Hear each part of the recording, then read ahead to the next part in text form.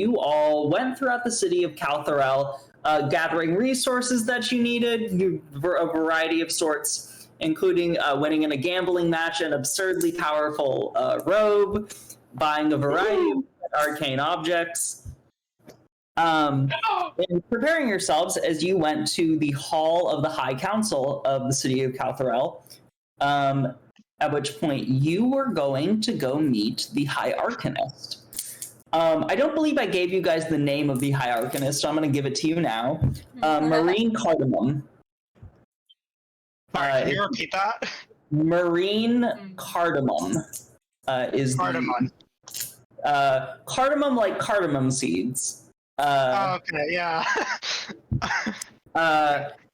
You may take that as you will. Considering there's a fucking house parsley, I don't think you should be too mindful about the. Yeah, I no, think that's it's really fair. means something, guys. We should really focus on the names. Let's see. Checking something real quick. Here it is. Okay. Yep. All right. So you all found yourselves inside a astral chamber. Looking up and around, you saw beautiful sights of stars in the sky, and were surprised by a sudden appearance of eyes and a peculiar figure looking at blank. He seemed to look at you and go, "Interesting, you're very interesting." And now you find yourselves within the room, seeing the fine golden-robed individual looking upon you. Blank. Real quick, Yeah. did he grab my face or not? He did grab your face. Okay, then I'm still gonna punch him.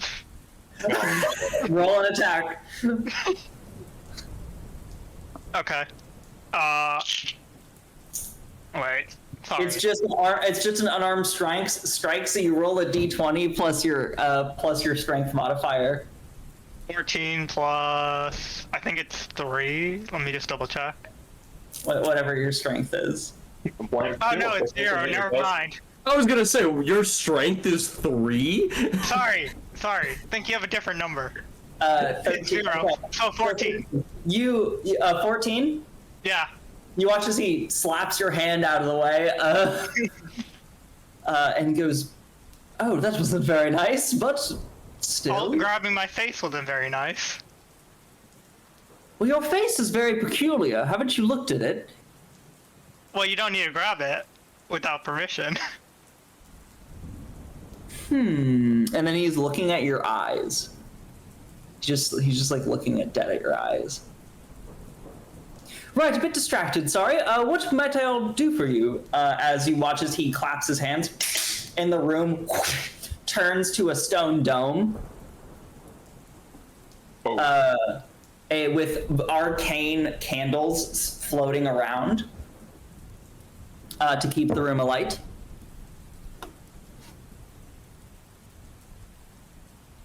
We are looking for 2 mages, or 2 keepers of. I need to pull up my fucking D&D notes. 1 second. Sanctum of the Eight Realm? Question mark. We are looking for Lamore and Gasp. Oh, 2 mages, Lamore and Gasp. And he looks for a second and kind of thinks, "Oh, those 2. I haven't seen those 2 in quite a long time." How long is quite a long time?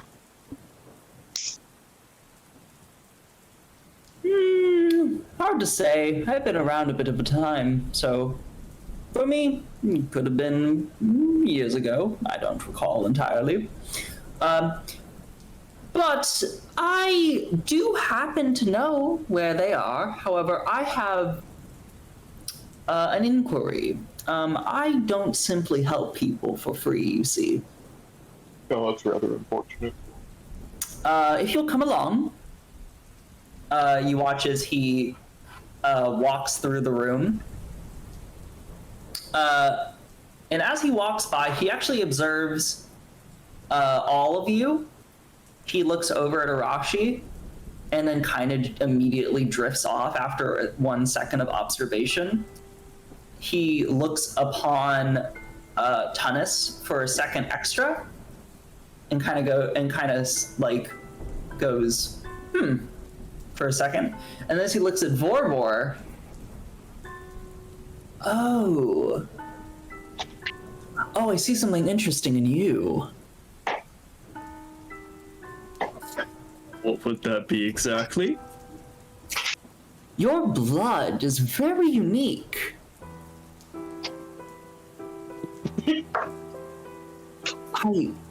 Something very divine about it? Not divine. You don't need to explain anymore. It's okay.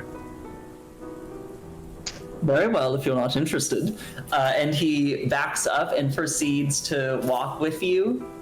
As he leads you all through the various beautiful marbled halls into a large, beautiful botanical garden with a variety of multicolored exotic plants and beautiful, like, fey-type looking bugs with unique wings. All of them seem to be tended to by the Arcanist. As you see a bug flies by and he carefully puts his nail out and lets it land on the edge of it. And you see another flying creature that seems to land on his shoulder, at which point he carefully rubs its wings and lets it fly off. And you are all led to a beautiful looking ornate table that seems to have 4 chairs on one end and 1 chair on the other end.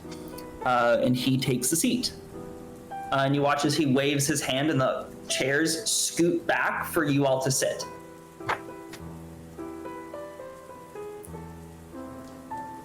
I guess we I sit. Yeah, same. Okay, so you all Wait, sit? Yeah, sit. Okay. Evie, do you sit? Can I do a perception check on the chairs? Yeah, sure, you do. Yes. 29. 29? Wow. Jesus. It's a chair. It has 4 legs. It seems to be very well crafted by an elven craftsman from probably decades before. Kind of wood. Was crafted out of actually ornate stone and wood culminated together. Primarily though wood, a very unique type of wood, probably innate to the Feywild. You actually find that the wood staining is quite fantastic, and you get about 20 other things of information about the way that this wood was made. Good to know. Nothing igniting any form of danger. It appears that the mage himself was able to telekinetically move the chairs himself. Alright, I sit then. Okay, as you all take a seat, he goes, right, well, first off, I would like to know why it is you're interested in those 2 mages. They happen to actually be important points of contact for me.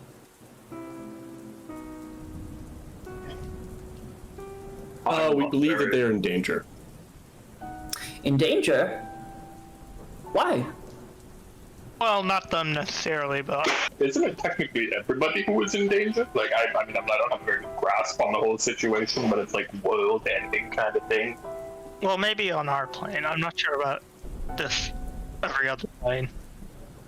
I feel like extremely powerful magic man who pops out and starts destroying laws of magic is probably bad for anything.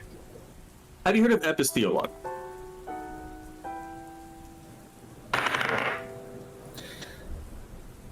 Not particularly. I've known a variety of entities from the material plane, but not a lot of them. It's not entirely relevant over on this side of the extraplanar world. Was he someone of import? He was, and he'd like to become someone of importance again.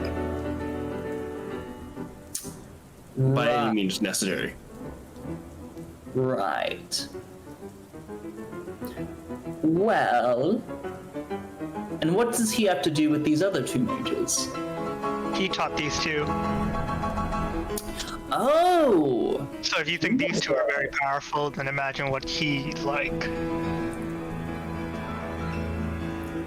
He taught them.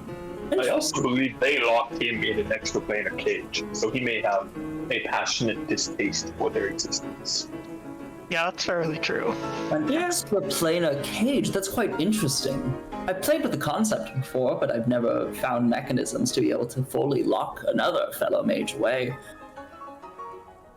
He's the one who found out how to do it, and then got the rest of them to lock him in.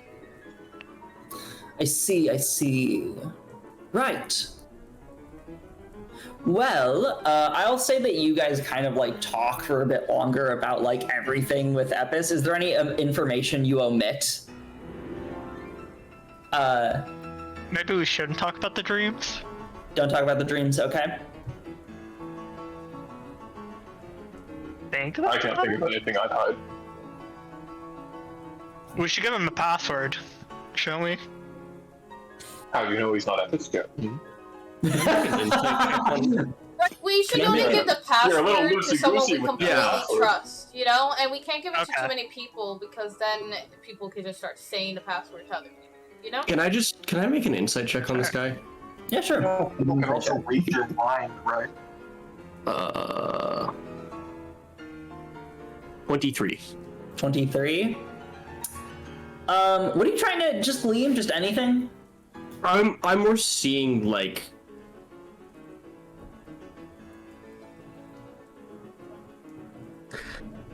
what are his expressions and like his body language telling me about the information that he's taking in? Like, does he think that it's credible? Does he think that it's fake?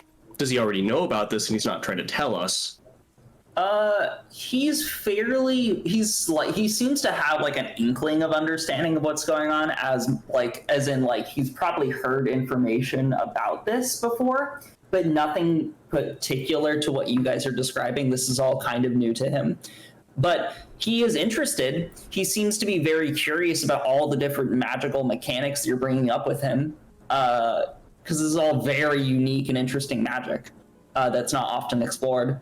He also, with the 23, you see, is seeming to be very interested in Blank and seems to keep looking at him. But not at a point of familiarity, but like almost at a point of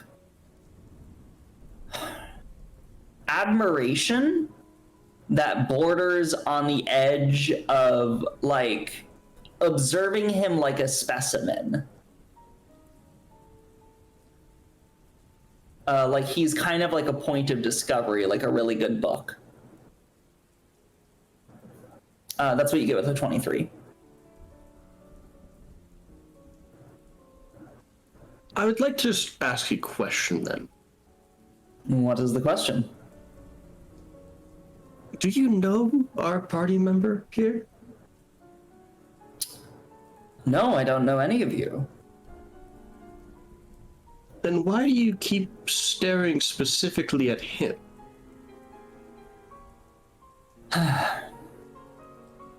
Well, I guess I'll get into the nitty-gritty of this. I wasn't originally going to meet with you all. However, it was brought to my attention that there was a very interesting individual amongst your party.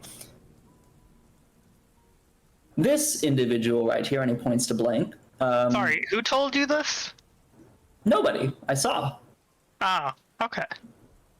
You all walked through the city on a variety of occasions, and I happened to be able to go visit at times. I happened to visit the... Wow, I'm forgetting the name. I happened to visit the home you're staying in. Lord Misonius? Lord Misphonius, indeed. Although Lady Misphonius was a bit inattentive. Nonetheless, I will agree to help you with the location of these two mages, as it seems that your interests are honest and concerned. However, in return, before I give you that, I would like to have a few hours with you. What is your name? Blank. I'm just. Blank. Yeah. I would like you to come with me, and I would like to look at your abilities for a few hours. Once I've found some satisfaction with what we look at, I'll give you the information you require. How long are we talking? Just a few hours. Okay. Can we have a moment to discuss? Certainly. Would you like privacy? Preferably, yeah.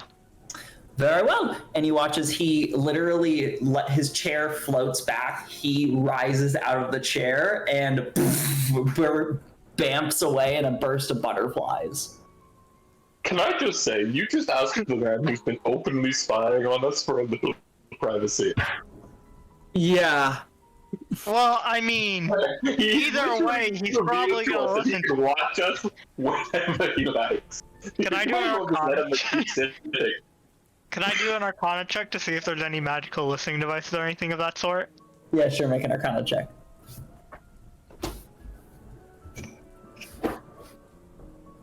14 plus, I think it's 4. 14 plus 7, so 21. He's not listening. You don't see any arcane devices. You also don't seem to see a scrying eye or anything. Not that you really can. With the 20, that's the best you can do. So yeah, you think that you're not being watched. He probably is actually like taking a distance because there's not much you can discuss. Because likely he was also kind of keying in on you guys, and none of what you told him was really a lie. So he probably isn't concerned necessarily about you deceiving him or anything. You're just discussing probably whether you want to be looked at like a bug for a bit. Yeah. Well, I think the decision is almost entirely on Blank. Yeah. Well, I can't really like voice an opinion on this. This is all Do you. we man. trust him to actually know the location? I mean, he's proven to be an exceedingly powerful magic user. Few things hide from exceedingly powerful magic users. That doesn't necessarily mean that he knows the location. Even if he doesn't, he probably knows like a general location, and a general location's a lot better than say the somewhere in the Feywild. Yeah. Okay. I'll do it, I guess, then. Although, worst case scenario, if you really don't want to be looked at like a bug, I could cast the Go Insane in the Brain spell again, and then piss off the, guy who helped my brain. I thought you didn't want to do that for a bit. I really don't, but if it's necessary. Wait, what's necessary? If it's necessary. Oh, I see. Okay. You all eventually watch as he returns, and he actually has a few servants who are apparently between the ages of like 5 to 12 come in the room with tea and a variety of confections. Feywild confections, so they are the color of purples and reds and oranges. And he sets them down on the table and chews on them and says, "So, what's your decision?" Really quickly, any chance you could perform whatever you want to do with my arm itself? No, I'm afraid I'll need all of you present. For this bit. Perhaps later if you wish. I mean, I would be happy to investigate a very specific part. However, from what I can key in already, I think getting your arm won't... How do I put it? Give me the information I need once it's separated from your body. Okay. We are doing it, correct, everyone? It's your call. Yeah, sure. Okay, yeah, we're doing it. Excellent, excellent. And you feel like the same energy before when you make agreements in the Feywild kind of overfill you. At which point, everyone make me a perception check. Oh, I'm so good at these. Oh no. Oh, that's a fucking deep 10. Except for Arashi. Wait, except for me? Except for you, Arashi. Wait, what? Except for me? Now 20! No! Not at 22. I'm so sorry, Evie. I'm so sad. It's gonna be probably my one nat 20 all day, and I'm just not gonna have any use for it. Evie, okay, so did anyone roll above a 25? So sad. No. Well, I could So add my plus sad. 4, but I think it's too late at this point. What do you mean a 25? Did I add my plus 4 for the one ability that I If have? you want to burn it, sure, but that's up to you. Yeah, I'll burn it. Okay, so what did you get? I got a 22 plus 4, so 26. Okay, so you do see this then. I was gonna PM Evie this. Okay. You look as a small child hands Evie a note. Oh.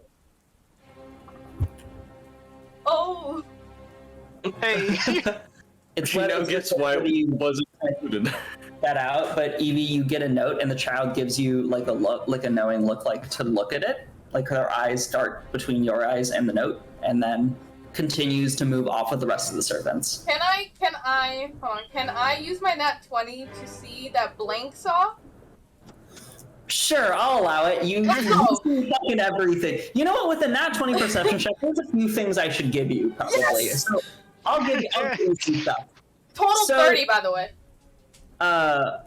Totally fine.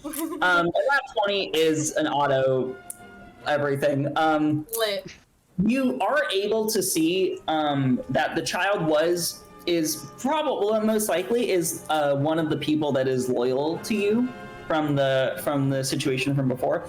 You also happen to know that Blank definitely saw the child for a second there. However, he probably isn't able to inquire necessarily what the child was trying to do for you specifically.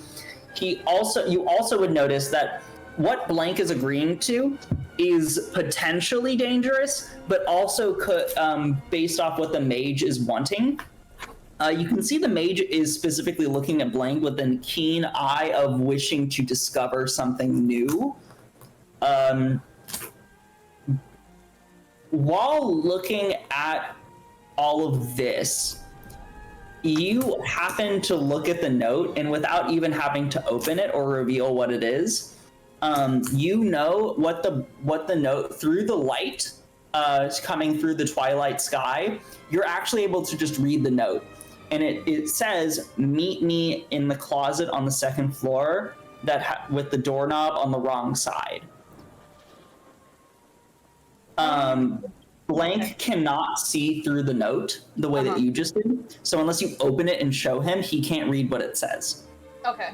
So I glare at him, Blank, like a knowing face, like Blank, say something, and I kill you. But like with a glance, you know? Yeah, like you intimidate him. I mean, would you guys say, does Blank need to be intimidated to not say anything? Blank? Like, Yeah. are you asking me? Yeah. Probably Blank. not. I'm Really? asking if you believe that. I mean, If I you was intimidated, but like, if you didn't think I wouldn't want someone to know, I don't think you may blurt it out. That's why I just wanted to give you a I look. saw a Yeah. kid that I can only assume is from the thing that we saved them from, giving Evie a no. Why would I say anything? Okay, understood. Okay, so that happens. So Evie, you have the note. You read what it says. Okay. You watch as the mage goes, right, well, if there's nothing else, Blank, come with me. You two have the freedom of the High Council rooms that they will allow you in. I've informed them that you are my special guests. That includes the High Council library, if you wish to investigate anything there. Ooh. Where else go? At which point, Blank, he walks with you, and you watch as he steps, and he starts to actually step down, and you all of a sudden notice that the floor beneath him is opening into a stone pathway that's leading underground. Cool. I'm gonna follow him. You follow him? Okay. Yeah. So here's my question, guys. I think that for the purposes of this session, I don't need to make this be secret in terms of the encounters we're having. So I am going to let it run where you guys can observe what's happening to each other. So, Blank, you are brought down into a strange lab containing a variety of body parts, eyes, brains, noses, of different entities of all sorts. Strange glass cylinders with peculiar liquid that seems to hold morphed or abnormal beings. He brings you to an empty cylinder. He goes, right, well, Blank, just step on inside. And we'll begin the process. Can you tell me what we're doing before I step inside? Yes, of course. What I will be doing is observing your atomic makeup, as well as divining exactly where it is that your strange powers come from. I see extra-dimensional energies coming off of you, Blank. I also happen to see a specific emphasis of detachment from your mind. That would make sense.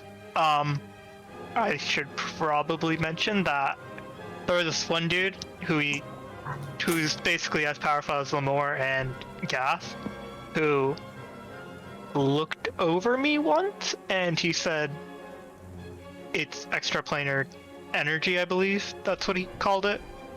Yes.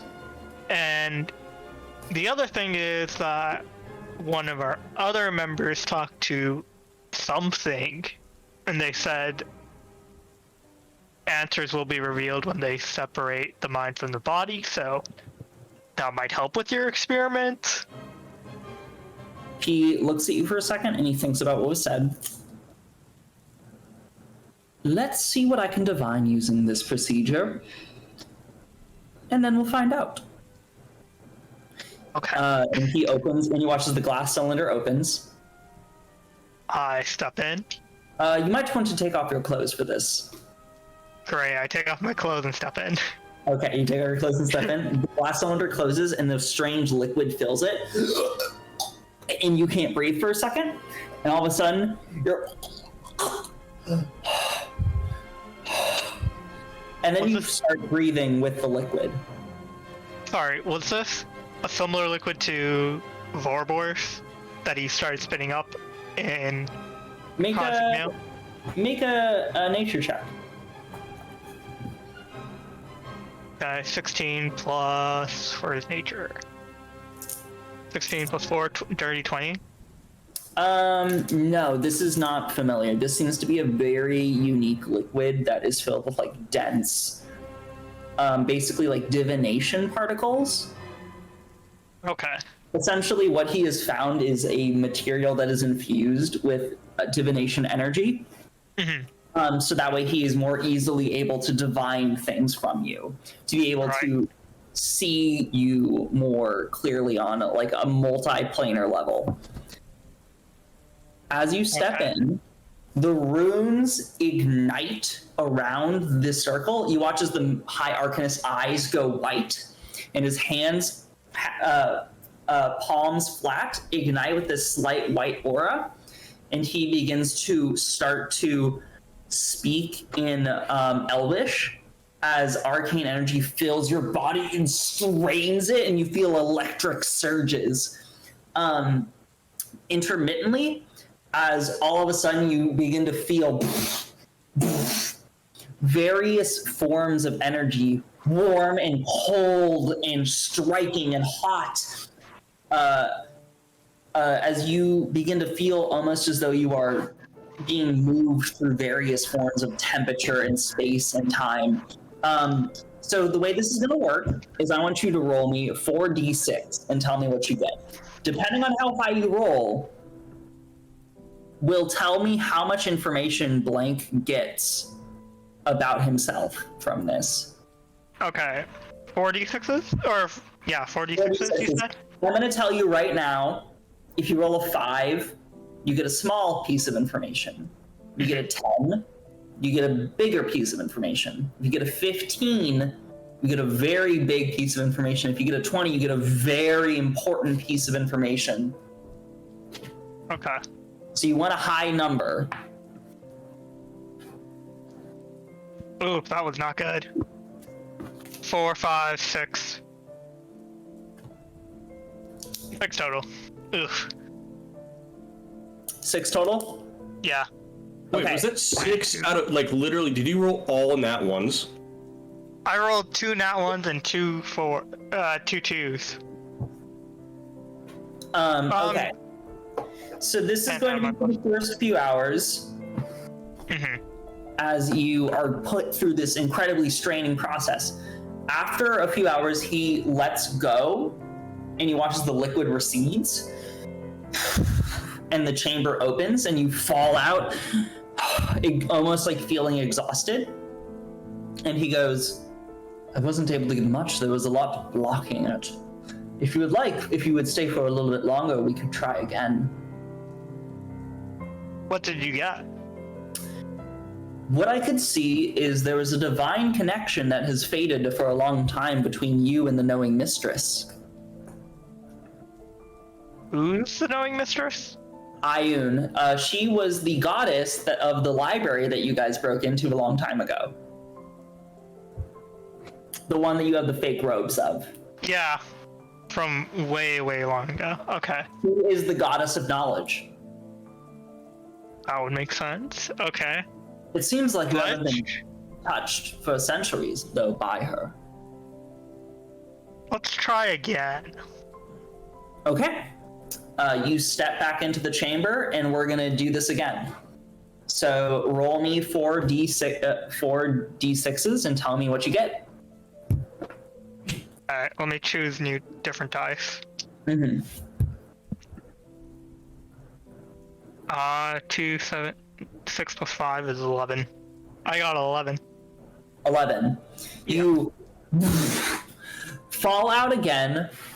This time he looks at you and says, oh, your body, it's changing so rapidly. And you now identify parts of the pain. You weren't able to really key in because of the strange surging of feelings. But you watch as he raises his hand with a minor illusion and shows you, but your body is like a nebula, just pure astral form, translucent astral. Your eyes are pure white. And your beard appears to be like strained and like straightened out. He looks at you and goes, your atomic structure is rapidly changing so fast that you can't even feel it. The schools of magic that your body are shifting through at such a rapid rate, it's immeasurable. And your mind, I feel it. Around where your mind is, you can't even keep up. To be able to remember things, to be able to have a static structure is nearly impossible. You can barely store things in your mind before it changes. That would make sense as to why I have no memories. Can we try? Sorry? You want to try again? I want to try sending me into the astral realm, if possible. Your relationship isn't the astral plane from what I can see. I haven't been able to key in where it is. But if we try again, I could look. You were saying something.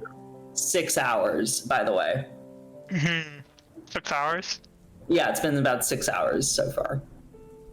Let's try again. Okay. He, this time is going to go, I'm going to say as the process goes, you are going to have an extra D6 for this. Actually, you know what? I'll make a new rule just for funsies. He says, I have been trying to be careful with this process to make sure I don't hurt you. If you would like, I can pry in a little bit deeper, but it might cause you a bit of strain. if I survive, and we get the information you need, could you do me a favor? What's the favor? Could you chop off my hand and attach a prosthetic that I made? I want to make a check to see if he would know how to do that. I don't happen to know how to do that. You get someone. Requires a very keen understanding of an anatomical assistance. I could key in on looking to see whom might My know. droid help? What? Could my droid help? Your droid doesn't have the keenest fingers, and he points to the blades on your droid's arms and is like, I don't think for this process that's going to work. A prosthetic that is arcanely powered is very difficult. Okay, fair. With that in mind, We are trying again, by the way. You're trying again? Okay. Yeah. So he basically, here's the deal. Beyond the 4d6 you are initially rolling, you can add a d6 but every d6 that you roll additionally, you will take that amount of force damage. But do I get to decide which dice, or do I roll? No, you roll a d6 additionally, but you can choose how many. No, the damage I take, do I take the combined amount, or just the one? No. You still roll the 4d6 normally, but you can add as many d6s on top of that as you would like. However, each d6 you roll, you will take that amount of damage. Okay, so roll the first 4 and then keep rolling if I want, is what I'm Yeah. Yeah? Okay. Well, you have to decide before it happens how many dice you would like to I'm gonna roll 6. You're gonna roll 6 total? Yeah. Okay. Because I'll warn you, I don't think this is a problem currently, but if you roll beyond your HP in force damage, you will die. Right. Of course. Okay. But we are fully healed, right? Because we have. You're fully healed. It's not you have a lot of health. I was just saying is that you were let's do 10d6. That might go well. Yeah, that one might not go so well. So go for it. So 6d6. Okay. You roll the first 4? Yeah, roll the first 4 and then tell me how much you take for this. 10, 21. Oh, 21? Okay. For the first 4. I'm still rolling 2 more. Okay, no, you don't need to. You watch as he goes. Okay. You watch as he stops midway and goes, "Oh," and then lets you out. And he's like, "I got everything." Okay. So, at this point, we're gonna say it's been about 9 hours though, so the rest of the party has a lot of stuff they can be doing. You happen to be attached to the veil. The veil is the fabric between extraplanar dimensions. It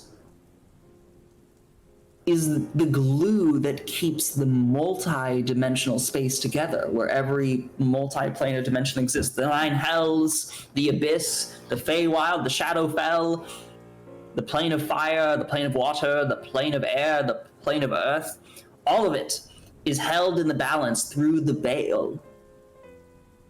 And you happen to have all of this energy being shifted through the veil from a very specific location. And I think I know where. And he pulls up a major illusion, and you see a nebulous being, a roiling nebulous being, humongous in form. It does not appear to be humanoid, but it appears to be the equivalency of if you saw a ghost, the ghost as in a sheet ghost, that is just a nebula, just a humongous with glowing white eyes. This is Eternus Cosmosia, a living extension of the veil itself. Your body, especially when you tap into its powers, begins to match it, almost become an avatar of it. I've actually done a lot of research on the veil, And I've specifically encountered what this entity does in relation to it. It is a living extension of it, the same way that elementals are living extensions of the natural parts of the world. It's essentially a veil elemental. And you, Blank, you are directly connected with it. An extension of it in the material plane, as though you walked through it and became part of it. Its power flows through you. Somebody mentioned that at some point. I forgot who exactly. They said I walked through the veil. I believe that was Tunis's Tunis's patron. Okay. Was the one who did that. Yeah, that would make sense with the time. The idea of separating your body and mind is that your body is the thing that is connected with. Your body is perfectly connected with Eternus Cosmosia. If you were to separate your consciousness from it, perhaps what would happen is that your mind would have enough time to settle and be able to actually figure out who you are. The problem with that, however, is that the only ways to do that are to literally bisect your head, which you would then be dead, or to project your consciousness out of your body. Can we try that? I happen to be. You would have to give me a day, but we could potentially inquire about it. However, there is another caveat. I don't know how to permanently change you like that. This might be how you stay. Eternus Cosmosia is not only an incredibly powerful entity, but to be connected to it is not only something I don't fully understand how it happened, but I also don't know how, therefore, to undo it, if that's something you want. I happen to find you much more interesting this way, and the powers you have like this are beyond that of many mortals. I don't want to get rid of it. I just want the ability to have my old memories along with what I know currently. That potentially could be helped. I could work on something for that, actually. Okay, can we do that? You said it would take a day. It would limit your power, sincerely.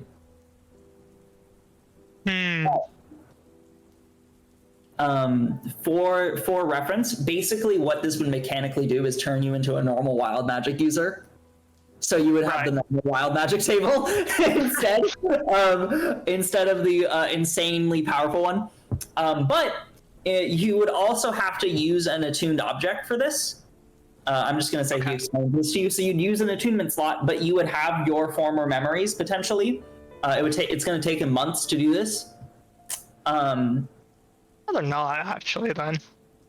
And he would be able to fully restore your memories without you losing them. But it would limit myself to. It would limit yourself to less of the wild magic than you used before. The side effect, the effects of wild magic would be gone.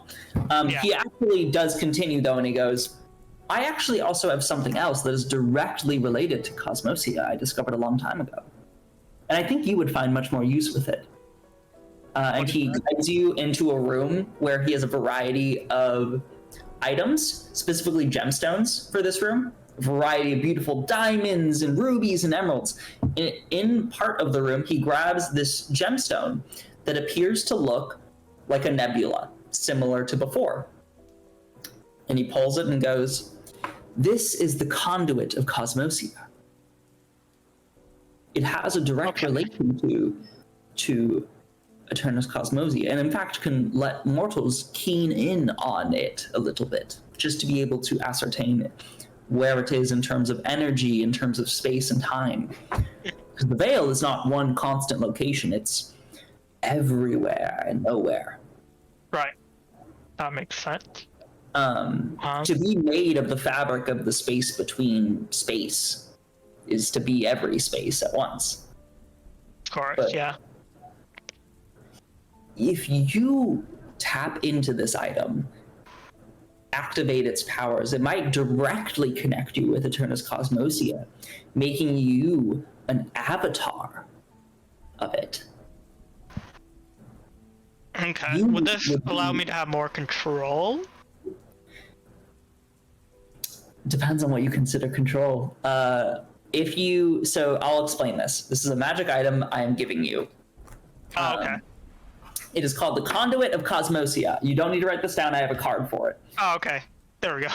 This allows you to take the form of an avatar of Eternus Cosmosia, essentially meaning that you are relinquishing your mortalness to be more connected to Eternus Cosmosia. Once you can do this once a day until the next dawn. It basically means every time at the start of your next turn, you have a wild magic surge. In addition, as an action, you can do another wild magic surge. Okay. In addition to whenever you cast a spell. Wait, sorry, can you repeat that one time? So, at the start of your turn, you automatically have a wild magic surge. In addition, if you want, you can do another wild magic surge that turn as an action. Okay. And the wild magic surge is still random, I'd assume. They're still random, you cannot control them, but it is tapping into the power of Eternus Cosmosia. So a lot of things could happen. Okay. The additional caveat is that you have to make a Constitution saving throw. It starts at a DC 10. Every time you use the item, it increases by 2. If you fail the saving throw, your body becomes a part of Eternus Cosmosia. And I'm going to tell you as the DM, even I don't know what would happen to you if that happens.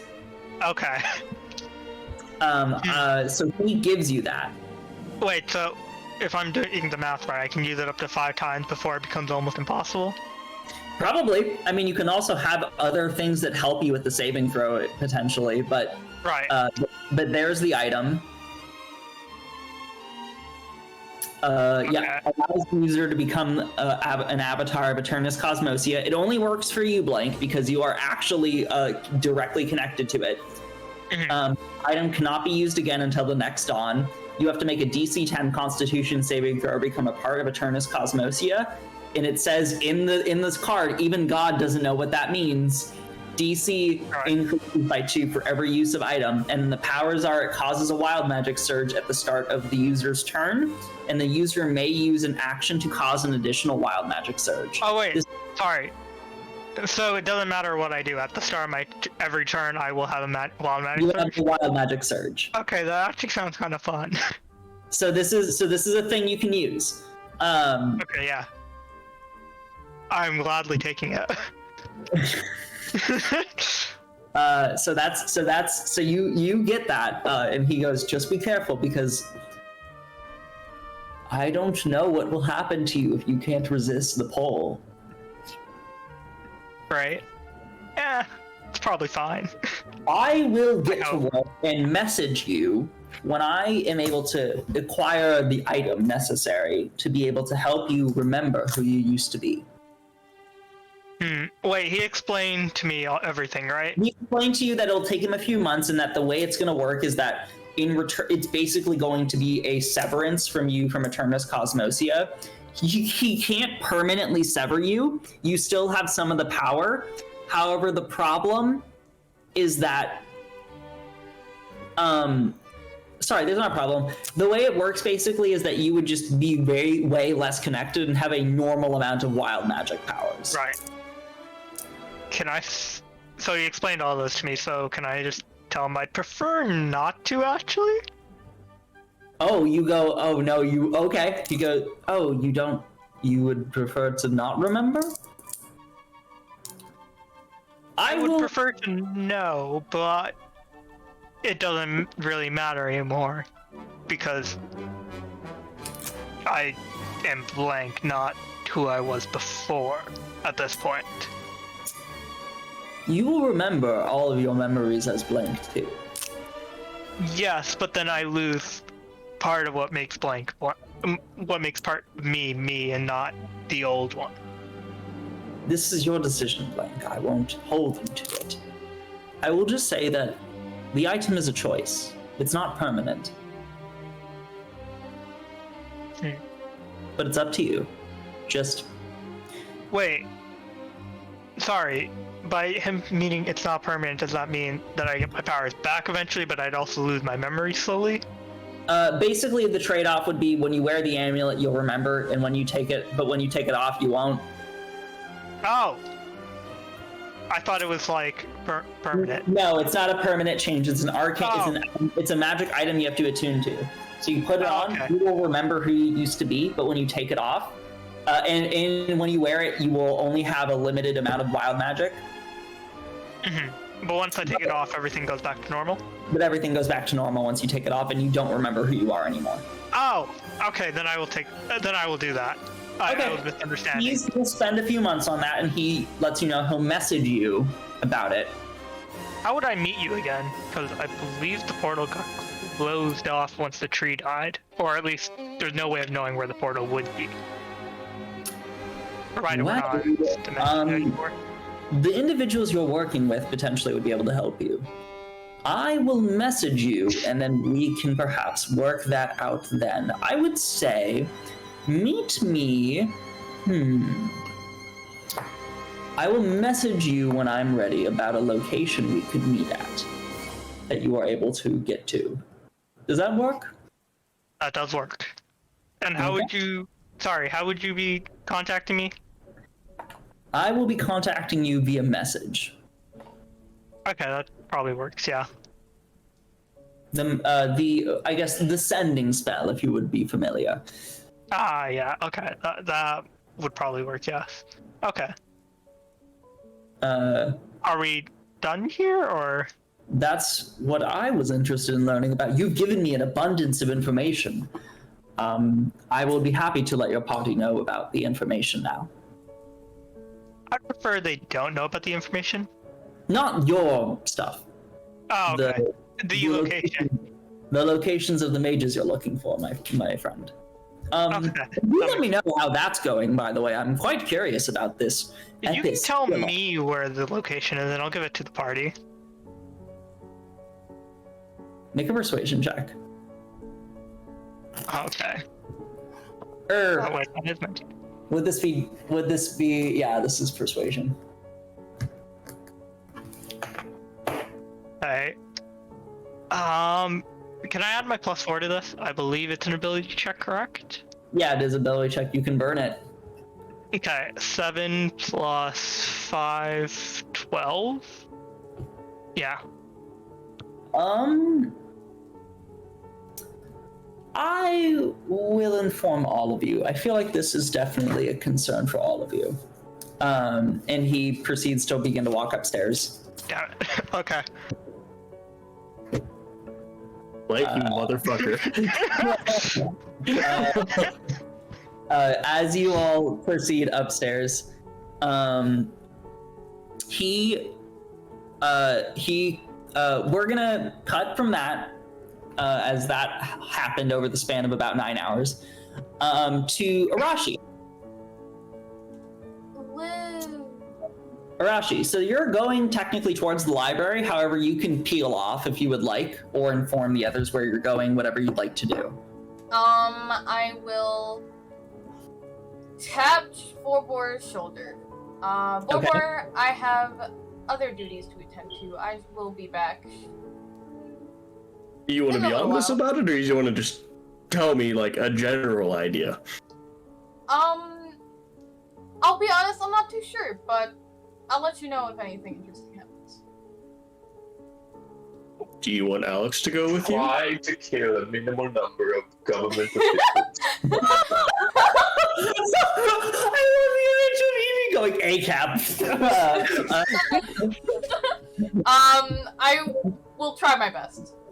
Do you want Alex to go with you or not? No, I'd rather go alone. Okay. We'll be in the library if you need anything. Copy that. So I go upstairs. You go upstairs? Okay. So you go upstairs and make me just an investigation check to see. Just don't roll a nat 1. No, don't roll a nat 1. Copy that. I roll a 4. Actually, no, I don't roll a 4. It goes up to a 10. So 17. Cool. You do see the door that the girl mentioned in her note, with the knob on the wrong side. Okay. Can I make an investigation check to see if there's anything of note on the door or around the door. Yeah, sure, go for it.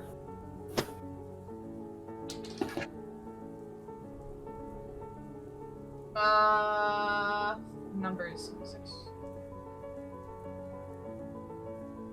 22. 22. You see, it seems to be a door that was placed incorrectly on the wall, and likely has been fixed in a long time because it appears to be in the servants section of the house, of the hall. There's no danger attached to the door, and it seems to have been opened recently. Okay. Then I open the door and go in. You open, and as you step inside, you are in a broom closet with 2 shelves of a variety of cleaning items. At which point, a young elven girl, the one from before that handed you the note, goes, "Hi, Mom. We got the information that we could about the 2 that you asked about." Ah, yes. Thank you. What did you get? We found out about 3 decades ago, the city of Calthrel was under high alert as a legion of undead creatures and ghouls roiled through the bridge of the city. At the front of the horde, apparently, there was this small entity, the one you call Gasp, seemed to have been named. A quiet, yet terrifying little creature. Each of the things surrounding them smelled of rotten flesh and gruel, cleared the streets as the guards seemed to only stand at attention, almost as though they were aware they were coming. And then the undead didn't seem to hurt anyone. They just walked past peacefully to the Hall of the High Council. Most observant of all was this ghostly, beautiful woman with long white hair and a corporeal white dress. Her eyes were bright and white. She was adorned in this beautiful ruined gown, apparently, that matched her skin. The 2 met the High Arcanist at the front of the High Council's chambers. They spoke briefly before the High Arcanist opened a portal, and the entire horde, including them, stepped through, never to be seen again. However, apparently one of the people we spoke to said specifically that the 2 had grabbed hands before they entered, but one person had a wing, and the other was a hand. We also got drawings of people who saw them. I'm going to send you those in general. Oh, okay. Or would you like me to DM those to you? You can send in general. General? Okay. It's a question of kind of like, do you think Evie would share these drawings? Oh,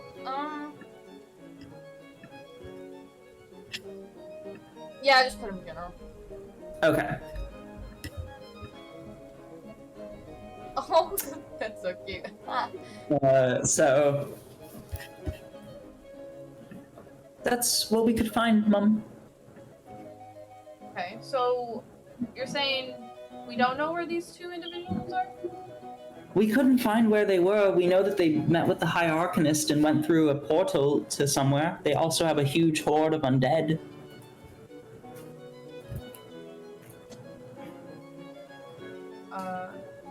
That they seem to have reign over. Okay, just to make sure I'm understanding this. Yeah. So are these the people we were looking for, or are these people that saw the people we were looking for? These are the people you're looking for. Okay. This is Lamore and Gas. Okay, Gasp is the bird? Gasp is the bird, and Lamore is the woman.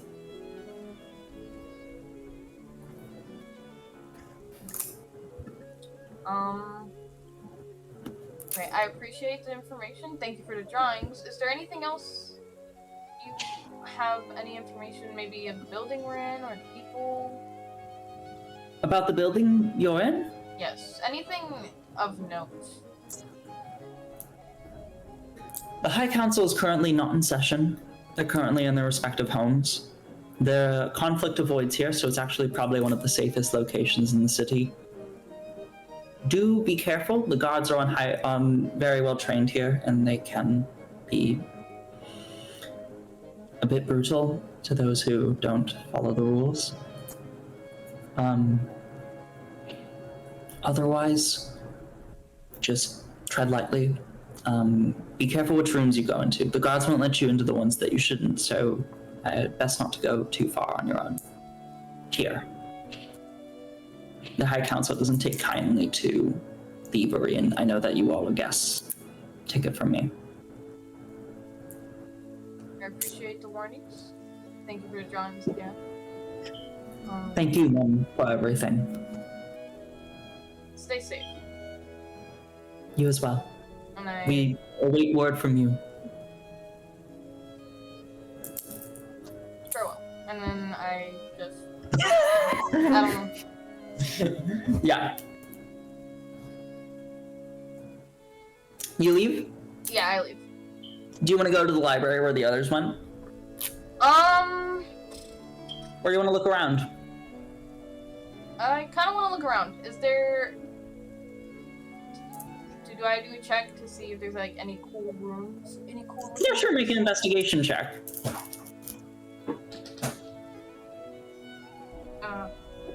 19. 19?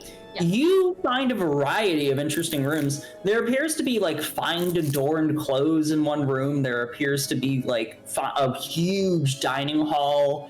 They don't let you into the meeting room, apparently with the meeting room for the High Council. They also don't let you into the private quarters of the various different High Council members that stay there on occasion. Or the document room, apparently, the one where they seem to be keeping a lot of various people who go in and out of. From the inside that you could see of it, it appears to be a variety of rooms where there are lawyers reviewing documents and going over and discussing the legality of things before court. You also happen to see a room filled with the guards that are currently on regiment, so they seem to be staying in that room. They have a bunch of different armor and stuff like that in there. Is there any weird conversations going on with people? Maybe a perception check for that one. Dirty 20. Dirty 20? You hear down the hall someone speaking to another guard, two guards speaking to each other, and one of them goes, "I have a fucking pussycat. Don't understand why the guests around here. We work here for weeks and months and years, and these dribble walk around in the entire halls of the High Council." And you see one of them go, "We don't decide who the guests are. Just leave it be." Do you do anything about that? What do you call it? I'm just wearing my armor right now, right? You're just wearing your armor. I mean, unless you were wearing something else. What do you call it? So my armor, if I do the command word, it turns into something, anything I want, right? I think so. Is that what's your armor called? What did I give you? Glamored studded armor. You can use a bonus action. Yes. Speak to the armor's command word and cause the armor to assume the appearance of a normal set of clothing or some other kind of armor.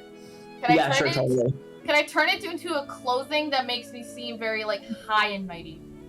Sure. You form like refined. Do you want more mask or like more femme clothing for this one? Mask. Okay. You watch as a refined, like tight Roman centurion like armor, or not armor, sorry, like Roman like toga appears over you. Elven like refinery. It seems to be like a cerulean color along with like green leaf and gold. At which point the guards' mouths like drop as they look at you and go, and one of them like kicks the other, and they stand up like straighter. All right, and I give him like a intimidating, like annoyed glance over. Make me an insight check. Insight, okay. Where am I? Nat 20. Nat 20. All right, you get He at first was actually just frustrated because you were hot, and now is extremely frustrated. He also is now horny at the sight of you just fucking immediately, like, not only intimidating him, but like fully just like dunking on him. He's yeah, that was hot for him. That's what you get with an at 20. You're not sure you like, but you know that about what he thinks. It's what you get. I just walk away at that point. I'm going to the library. Fuck that. Yeah, okay, you go to the library. Okay. We will then switch to Vorbor and Tunis for the next hour before EV comes in. Secret out. Yeah, what do you guys do? You walk into this fine library. It actually is like the hall. It's like the Hall of Doors in I don't know if you've seen like Dr. Fate. Fate's like weird doorway pathway where like stairs lead up to different like variety of libraries. You see these beautiful different shelves that are actually made with like extra embedded material into the woods. It's like wood that has different types of wood embedded into it to be able to make it even look more beautiful. And you see shelves that go in different directions at 90 degrees, 180 degrees. You can walk on the walls. You can actually go upside down while reading, and it doesn't let the blood flow through your head, which is weird.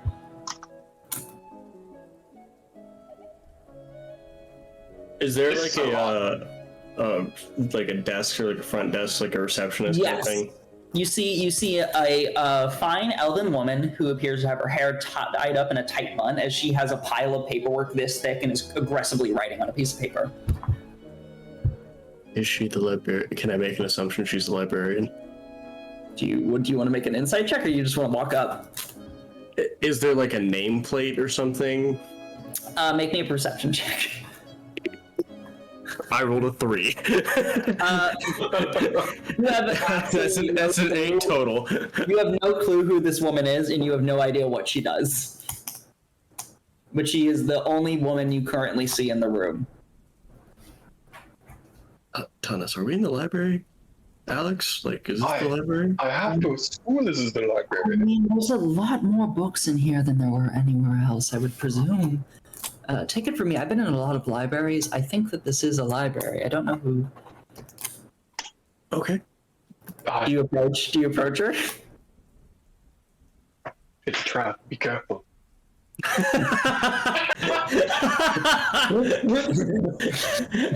you approach her, she rips off her cloak, and it turns out it's Alvandra. I got you! It's fucking Alvandra, oh god. Immediately does a power word kill, just... They couldn't get either of us. Yeah, we're good. Alex, anyway, no, I'm kidding. Alright, yeah, I approach her. What do you say? She's just writing. Excuse me, could you potentially come in the... She jumps, the papers fly in her face, as she goes, oh! Sorry, I don't get people in here often. Who are you? Sorry, what's that? I'm a guest of the hierarchist. I help pick up the papers. Oh, you're putting them in the wrong order, and she grabs them from you and starts to organize them. Sorry. Yes, I'm the arbiter of the library of the Council of Seven. What can I do for you? I was wondering if you had any books on blood hunters? As she is sifting through papers, the occult section is up that way through the weird staircase that goes spiraling, and then up to the left. If you want to go there, that will probably be the closest to blood hunters. Okay, thank you very much. I'm very sorry about that. That's Not okay. to be alarming, but I am also here, and I also have a question. Please don't throw the paper. I didn't do that by choice, but... I'm just warning you. You said you don't often have people, and now there's 3 people and not just the one, so... Yes, I'm aware people live, sir. I apologize. Well, what can I do for you? Yeah. Thomas, actually, you feel like almost like a hot and cold thing. You feel energy from a certain part of the library. Am I allowed to just like wander around the library and look at books? I'm very interested in books. They're all very interesting. The guards let you in. Just don't take anything. I would not dream of it. She continues writing. You okay? So I'm following hot. No, wait, is the water playing cold? Hot? You start. I don't know which way do you go. Do you go cold or hot? I do like this weird loop to figure out if it's like if more of the room is cold or more of the room is hot to figure out which direction I'm supposed to be going. The more your body starts to feel like also like vibrations as you get more hot. So you start going that way. You actually walk a while through these variety of shelves. You actually have to sift through books that leads you into another shelf. At one point, you crawl through the top of a shelf into another. And finally, you find one book on an empty shelf in the back end of the library. This is the most suspicious thing I've ever seen. And you see the book appears to be gilded with stars all around it. It only gets more suspicious. Yes, I would happily die this way.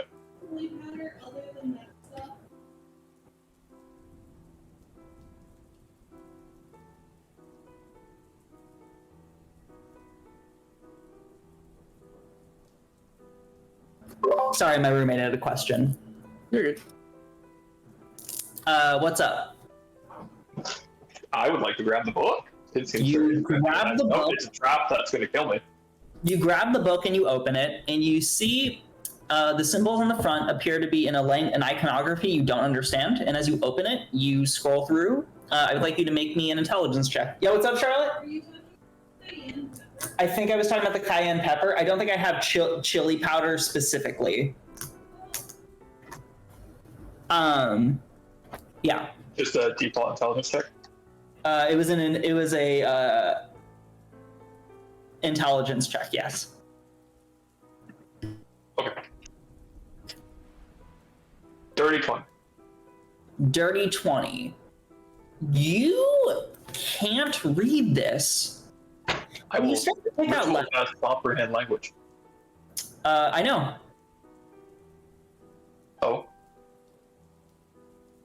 Okay. You have an invocation, right, that you can read anything? I don't have that invocation. I was going to You ritual cast comprehend language. You ritual cast comprehend language. You still can't read it. Okay. Dark filtered entities. It appears to be beyond normal language. Just so you know, Daniel, chili powder, pepper, and chipotle powder are all different things. Yeah. Okay. Sorry, my roommate had questions. You do find letters, though, that seem to make sense. And you can kind of translate in your head a little bit, but you're not able to really make out the words. However, you do happen to see one symbol that you do recognize. Friend. Oh, good. Friend does that here. Every time you read it, you can actually... And you don't know how you know that it's friend, but you do know it's friend. Little does he know it's actually the word for death. He just thinks That it's would be fun. unfortunate. Man, you're my best death. You're going to be my best death yet. Yeah, that's what you get for the initial time. I'm gonna say that takes about 2 hours. Vorbor, roll me an investigation check. Where is investigation? There it is. I have a 5 to that. 18. 18. You find a book that seems to discuss the variety of occult figures, including people who hunt down monsters and use their blood as a source of arcane energy. to be able to power their abilities to combat and give them superhuman abilities, super humanoid abilities. What specifically are you looking for in this book? How they came to be created and how one becomes a blood. Like, I'm trying to see. There is some intellectual inquiry about that in this book because it appears to be a scholar who is researching the occult, and one of the things they found is there seems to be some speculation, of which seems to be that people very far in the past had to push their bodies through such extreme strain that they were able to summon superhuman abilities from it. Hence came the Blood Hunter powers. And it translated then into using those powers to protect themselves and their people. And it started to become a tradition where people were able to find rituals that would be able to unlock this ability within themselves. There was an entire tradition based around potion brewing for it. Basically, they were able to brew. This originally actually occurred in some associated individuals appeared to be maesters, or alchemists who were able to essentially craft potions that were able to unlock some of these superhuman abilities and defend themselves from monsters. However, it is unknown where they initially discovered this potion itself. It is potentially something that has been passed down from generations from long ago, or could have been discovered by one maester and then spread amongst a group. Forming what eventually would be the Circle of Hunters, a group of individuals that throughout the multi-planes traveled and defended people against a variety of different large beasts and creatures that were attacking small towns. That's what you get with the check that you have. You can make an additional check, and that will be the remainder of your time in the library. Like the whole time in the library, or like? Yes, that is a lot of research for one book. The same will go for you, Thomas, if you would like to make a check. At this point, Arashi walks into the library. Arashi, what do you look for? Hello. Well, first I walk up to Borbor and Tunis and Alex and show them the little drawings. And say, these are the people we're looking for, just so you know what they look like, at least a rough sketch of them. How'd you get that? Let's just say I got some friends. Okay.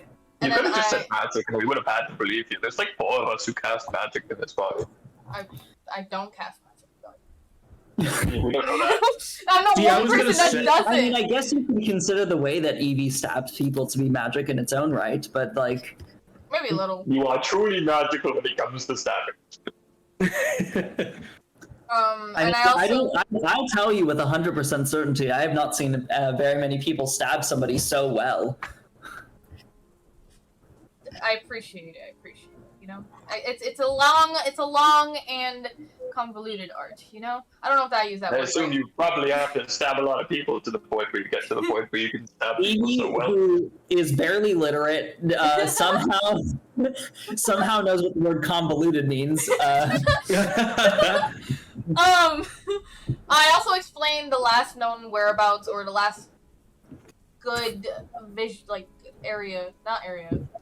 the last thing that these guys did that was known. So like the undead and stuff. So I just explained that all. You explain the whole shebang so they know what you heard. Is there anything you omit? No, I'm pretty. I'll just explain all of it. Okay. Is there any? I'm gonna say everyone gets another check for investigation though to get to find what they want in the library. I personally want to look for any information about the Vendela Coast. Okay. And then like anything around that. I already know about how there's a big I event. will warn you, it is difficult to find much because this is the Feywild. This is an extraplanar space where that is not. Keep forgetting we're in another dimension. You are in another dimension, so I will warn you that is a specific place on the material plane. There might be something, but probably not much. I'll roll anyway. That's the only thing I really care about right now, so might as well. Okay, try. go for it. Jeff, what would you like to look for? What's the name of the dude who, or like the person that researched the book, or like did all the research for the book? I'm assuming that I saw it. And Yeah, no, you're for sure. Valcor Tenzal. That was impressive name making skills. yeah, I can't decide if you just made that up on the spot or if you just. Yeah, I am. Yeah. I got a 17 total, by the way. Okay. I'd like to do investigation on him. Okay. Just roll my investigation check. And then, Tanis, would you like to look for anything else, or do you just want to spend the No, I time? want the book. I wanted to code the book over its secrets. Maybe You look for a decoder? No, Like, that's not how this works. He how is do a you do decoder. this? Christ. My instinct is to cast the spell that makes me go insane and then go insane in this library, and I don't want to do that. It's up to you. Oh, God. A fishman going like- insane? He is That's not, something. also, I will warn you, he's not a blood hunter researcher. He is an occult researcher, and one of the circles of interest that he found was a blood hunters. Oh, okay. Then I don't want to research that. Sorry, I misunderstood. No, you're totally okay. I'd rather just continue researching about blood hunters then.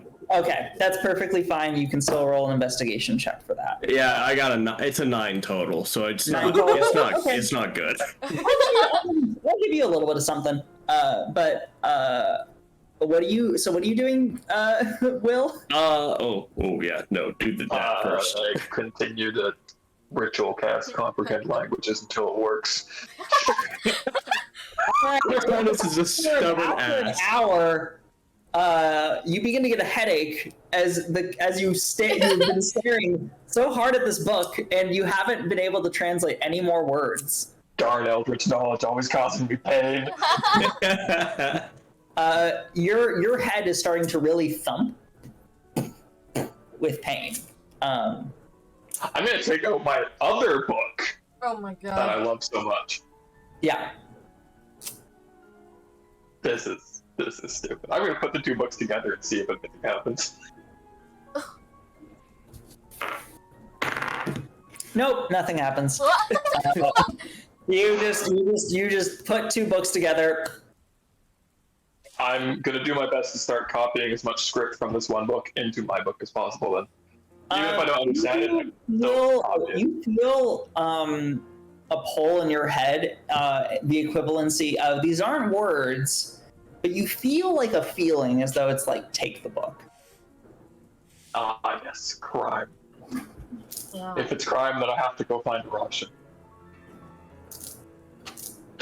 You just copy the book. I until we intend to leave, I'm going to be practicing drawing the friend rune in my book of shadows. The what rune? Oh, the friend rune? rune. Understood. Okay, you do that. Okay. So, Rashi, you rolled a 17, and you are Yep. looking for the Mandela Coast. Yeah, pretty much. Or just like that general area in general. You find some stuff. You find that the Vandella Coast is a place on the material plane. It appears to be a coastside part close to actually the capital of Godstol, or specifically the Federation. Actually, it appears to be a part of the Vandella Coast, appears to be part of the Federation coastline, along with a bunch of other different places. For reference, let me see if I can find the map.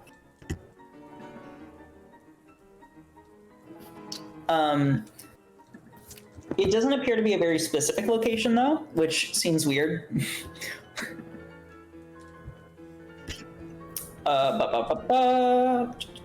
It is not connected. It is essentially the south coast line of the Federation, just before the constellations of convergence. If that's of any help. Copy that. Um, Actually, repeat that one more time. So basically, before the constellations of convergence, which is that entire part of the continent that you guys traversed, that separated part, the south edge of the continent is the Vendela Coast, which is owned partially under the purview of the Federation. Okay. Yeah. That's all I got. Yeah, that's all you get with a 17 in the Feywild. Yeah, you know, that was more than I expected, realizing that I was in a fucking other dimension. So you got a 9, Jeff. I'll give you a name of a blood hunter though. Doris Kenkol. How do I spell that? So Doris, D-R-I-S, Kenkole, K-E-N-C-O-L-E. He's a current blood hunter. NPC in your campaign in front of you. No, I actually am just. I have names in my head, guys. You're terrifying. You're genuinely terrifying. Yeah. Fuck, dude. I spent like hours trying to figure out what to name D&D characters. These are really names that I just have in my head. So I just was like, oh, what's the name for a blood hunter? We'll just do Doris Ken. Do you know how long Tunis took me? Do you know how fucking long? Hey, picking a player character's name does take time. But yeah, you have Doris Kenkole as a name now. If you would like to research further for that, I'll say Doris Kenkole. What you do find out is that he is a part of the Circle of Blood Hunters. He was a part of several centuries ago, a part of the Order before it was shattered. Apparently, the Order was apparently shattered about a century ago.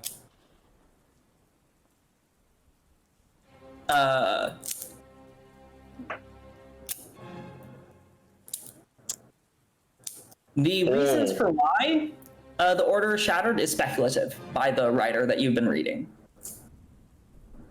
What's but he is the Doris Kenkole is one of the people that was interviewed by Falcor Tenzel. I'll note Falcor Tenzel might be alive. He's writing about stuff within this century.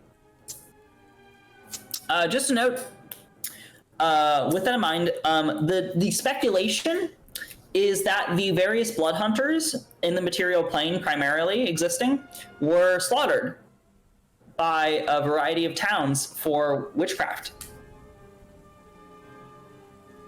Wait. Over in the Federation. Do I know how Will died? I don't believe you do. Let me double check real quick. Oh, I don't like that. I'm gonna look real quick. I might be wrong about that. Let me double check. Because I don't know if I do or don't, so. I think you came back and he was dead. I think yeah. No, I think I came back and he was gone and he was dead, and so then I buried him. Yeah. Let me double check real quick before I move on with the next step.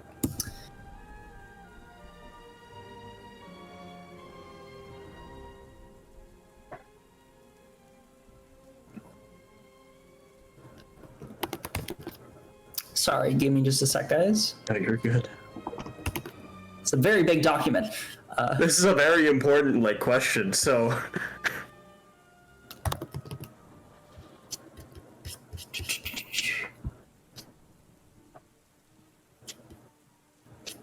There's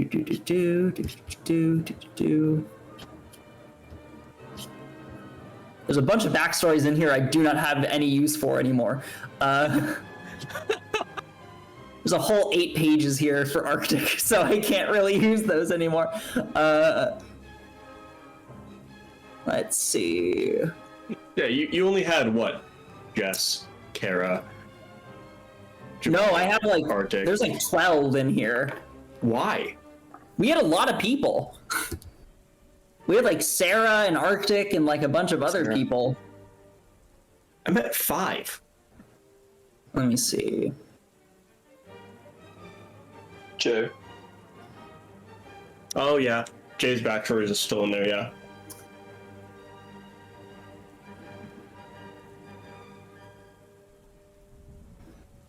Cat. That's like 7. Man, we really did have a lot of people. No, you were with him when he died. How did he die? He passed away of old age. Okay. I'm double checking my notes here. I believe it does not say anything about him dying under unscrupulous circumstances. He died of old age. Okay, that's fine. I think it's fine. I think Borbor thinks it's fine. Well, yeah, it's more like Yeah. if I didn't know, then Vorbor would have like the greatest disdain ever for the Federation. Yeah. But since I know that didn't happen, so then now it's like, okay, I'm still just weary of the Federation in general. Then that hasn't changed. Yeah, but you do know that the Federation had a history of essentially like conquests or inquisitions involving the slaughtering in regards by clerics of various religions. It doesn't list the religion specifically, it just says clerics. Clerics and various representatives of the church slaughtered people of various occult status, and the Blood Hunters were considered one of those occult statuses. I was thinking I was sick. Okay. That's the information you guys get in the time. You watch as the High Arcanist enters the library with Blank. So Blank, as you guys are walking, you have a question or two you wanted to ask before you enter the library. I was wondering if he knows how to turn the Druidic Dream Pills into something that can be ingested instead of held underneath the tongue. That requires a bit of alchemy I'm not capable of doing, I'm afraid. Okay, it's fine then. That was pretty much the question. Understood. Right. Well, Blank completed the thing I requested for him. I have the information I need. Now, if you all come, I will explain to you the secret. As he guides you all back into that starlight chamber room from before. Can I just say that I used Mage Hand to hold the book that I'm going to steal behind my back, underneath my cloak? Yeah, sure. Make a sleight of hand check with advantage. 2d20. I'm gonna roll a d20 for the librarian with disadvantage because she's very focused in her books. What's my sleight of hand? Okay. I got a 23. Cool. She rolled a 6, so you walk out of there. No problem with that book. Didn't even have to ask Arashi for crime. You just walk out of there with that book. It's in your so mark it. You have we're gonna put Unknown. patron book. Patron book. Okay. Go with that for now until you can read what the title is. Okay. Yeah. So you have a book. Cryptic.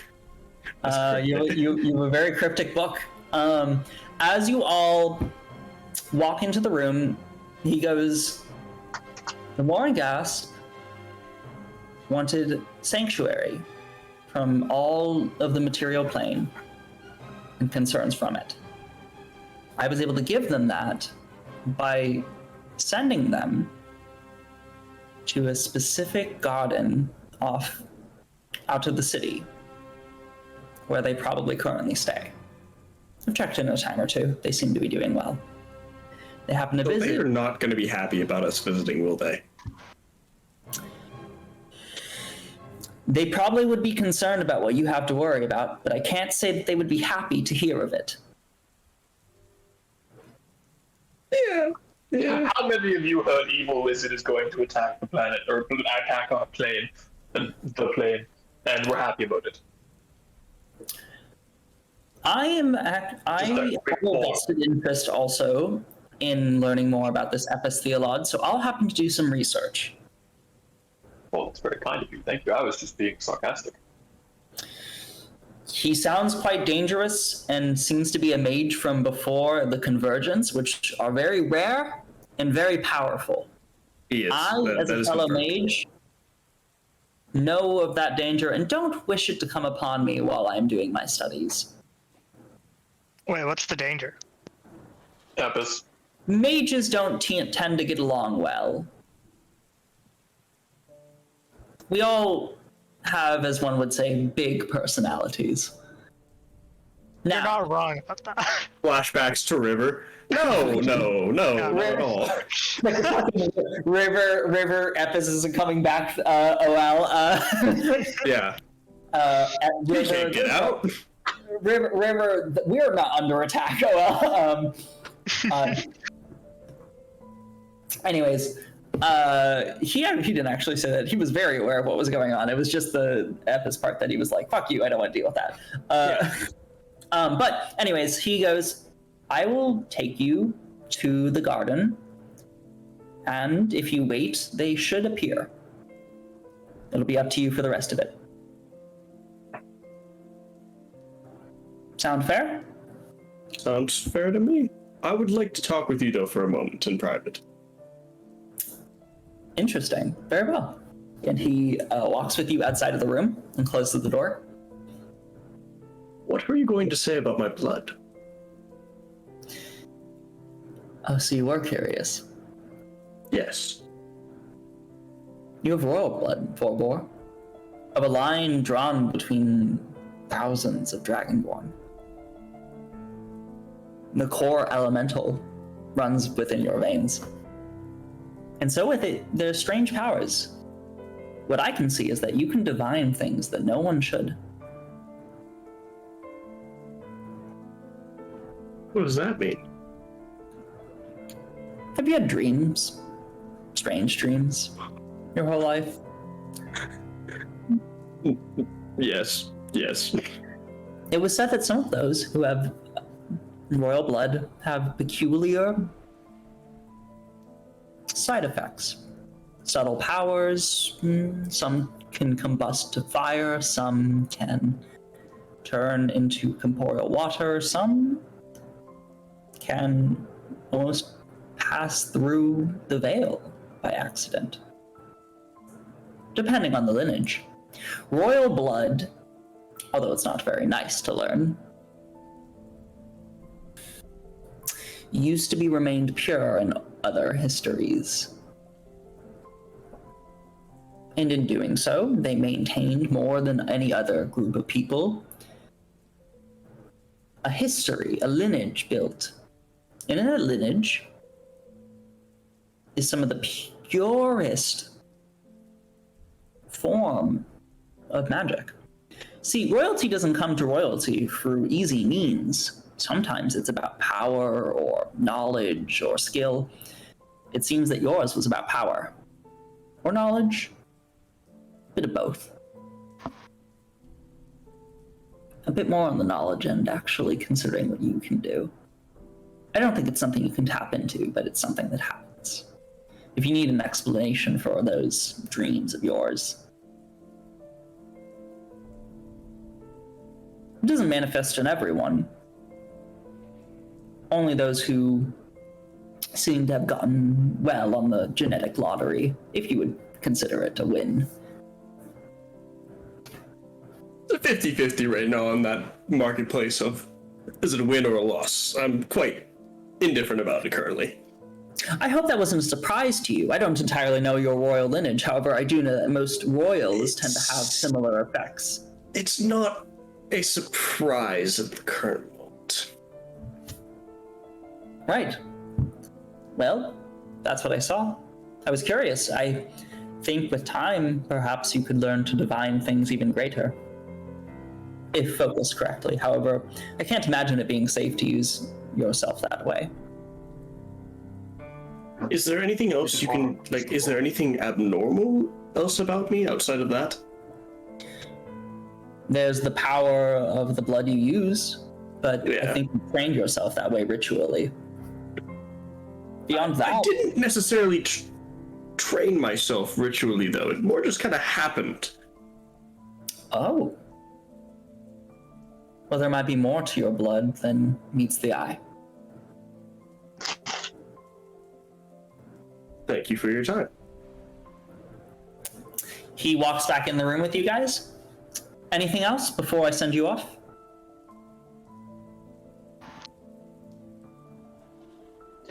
I don't think so. Actually, I thought about it, and there is. So one of Epis' agents in this material plane, not material plane, they were here recently. The name's Alondra. They're a wizard. They were a simulacrum. They tried to kill us. Look out! I will notify the guards. Could you give me a description of this person, or a visual, or anything? Silent image, and it's Alondra. He looks at it. Alex winces a little. And Sorry.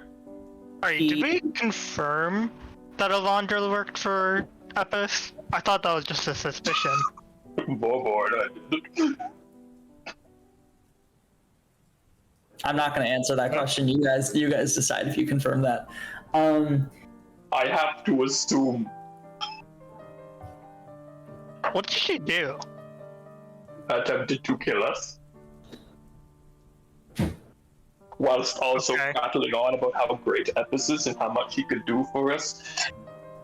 Or Alex specifically. There was a lot. Almost got disintegrated. It was quite a day. And this was a doppelganger, correct? Yes. Water. They were made of water. I don't fully know. Oh, a simulacrum. That's quite powerful. Yes. And alarming. I'd be wary of this mage. I'll make sure to let the guards know of her. I'd be wary of yourself, because I don't think you're the only person who's been spying on us, and they may be spying on us right now and know that we have now associated ourselves with you, and you may now be in danger due to the fact that you are now associated with us. He laughs. I'd like to see her try. Me too, because then she wouldn't be our problem anymore. Right. Quite frankly, I think you could vaporize her and all of us with your mind, so... I happen to not be trained in the telekinetic ways, but I'll keep that in mind. Nonetheless, he snaps his fingers, and you watch as a piece of chalk appears at his hand. He draws a circle into the ground, and goes, right, I'm going to finish this off. Just step through, and you will be in the garden. Gosh, I wish I knew teleportation circles around here. He finishes the circle. Do you guys step through? Yep. Yeah. Yeah. Okay. You all step through. And land in a beautiful garden. Is there As you look up, you see the beautiful side of a little puppy.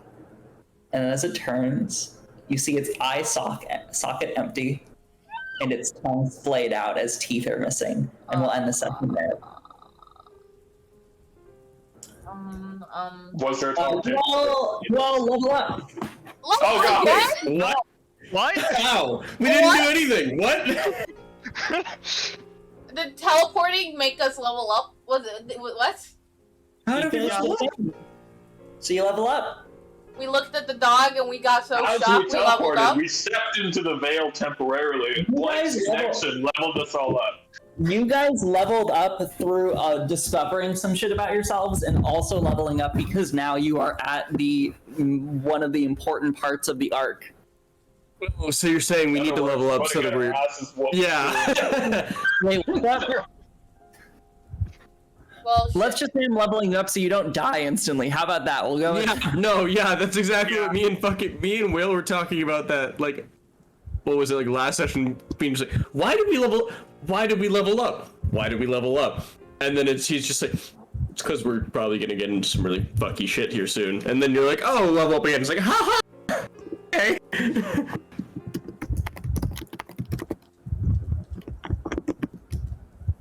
I'm shook that we leveled up. Wait, but you this know is what? a I'm okay great with it. moment. I just gained fucking grim psychometry.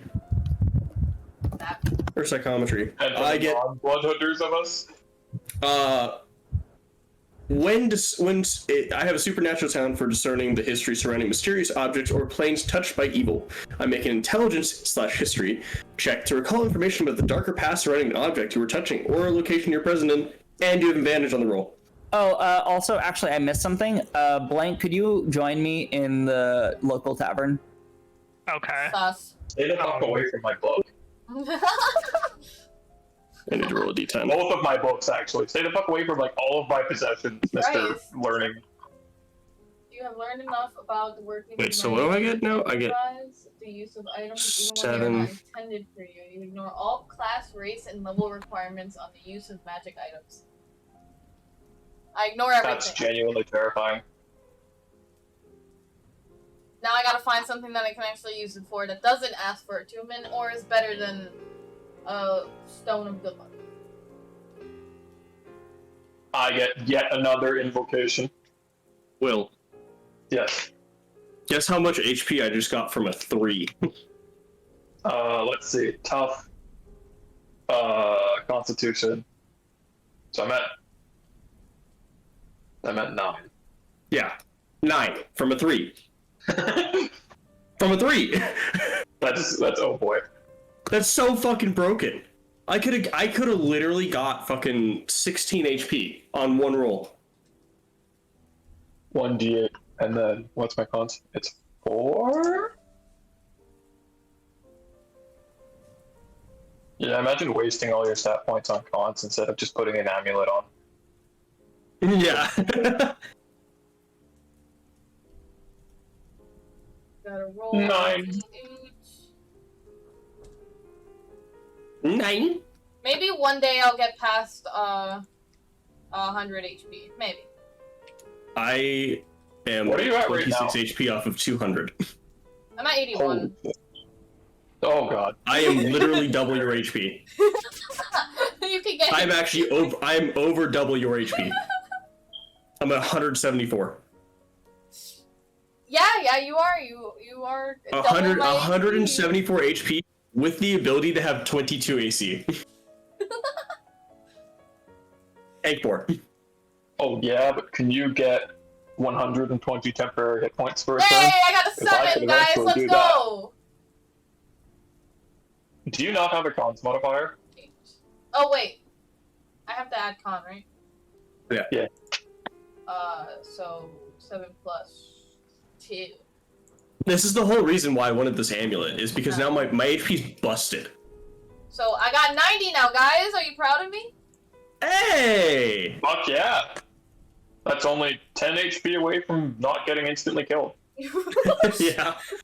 Hey, I have this thingy. It's a parapet of wound closure. So if I ever get knocked down, I will come back with 1 HP on my next turn.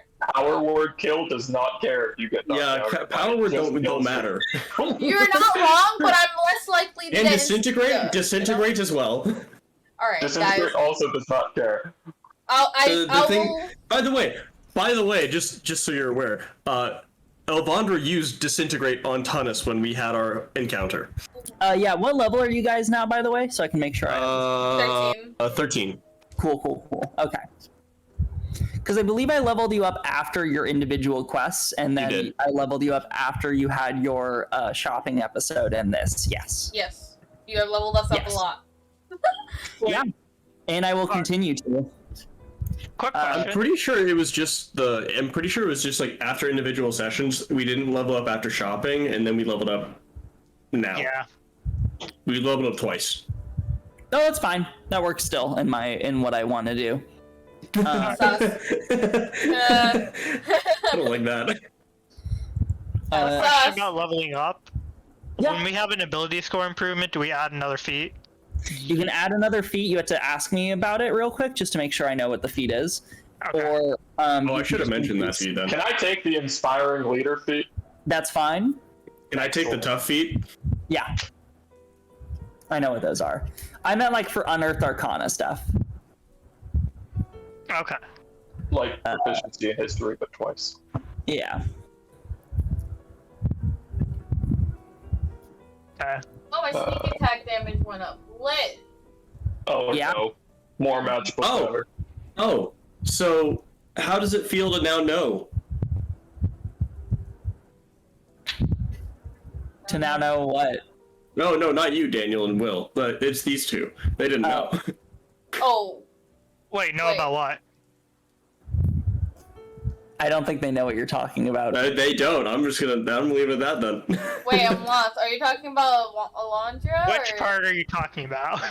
No, it's the Realm text. Oh! Yeah. I figured! I fucking guessed that like forever ago. Yeah. All of us guessed that fucking years ago.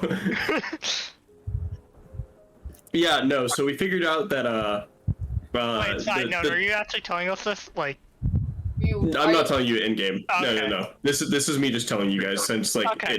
it's out. The cat's out of the bag now. Yeah. So when, in our individual sessions, me, Alex, and Tunis, we asked the question of who my dad was, and they said the Crown of Draconis Ignel. Well. I'm torn between never sleeping again and just being able to read everything. You know, that's up to you. If I never sleep again, though, I never get a terrifying dream again, and I don't like that. Or even scarier, I do get a terrifying dream again. I mean, I will say that technically, how do I put this? Blank doesn't sleep and Alex doesn't sleep, and they still got sequences. That is true. Yeah. Or I could be able to cast Speak with Dead at will, because we kill so many people before we find out important things.